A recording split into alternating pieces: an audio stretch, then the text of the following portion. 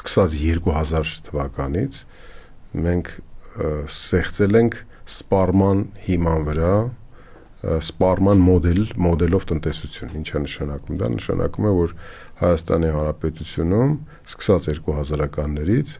սկսել է զարգանալ առևտուրը, ծառայությունները, լայն թափով զարգացել է շինարարության առաջին բումը, հիշում եք մինչև 2007-8 թվականները, 2003-ից սկսած կարծես թե, եւ շինարարությունը եւս ոչ արտահանելի է, որովհետեւ այդ շինարարության մեջ բնակարանաշինություններ, որ ինքը հանդիսանում էր տնտեսության դոմինանտ ուժը կամ դոմինանտ կրողը։ Արդյունքում ինչ տեղի ունեցավ, առաջի, այսպես ասած, ծիծեռնակը, երբ 2009 թվականին ամբողջ աշխարհով մեկ, եթե կհիշեք, ֆինանսատեսական ճգնաժամ եղավ, եւ այդ ճգնաժամը երբ որ հասավ Հայաստան,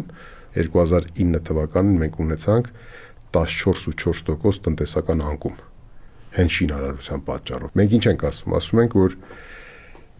եթե դու տնտեսությունդ կառուցում ես ներքին սպառողների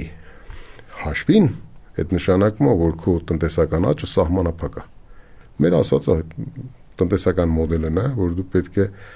ուղղակի կառուցվածքային փոփոխության ենթարկես քո տնտեսությունը։ Դու պետք է արտադրես շատ գիտելիքահեն, բարձր տեխնոլոգիական արտադրանք եւ վաճառես դրսում։ Քո սպառողը պետք է լինի ոչ թե 3 միլիոն, այլ պետք է լինի 30 միլիոն, 300 միլիոն։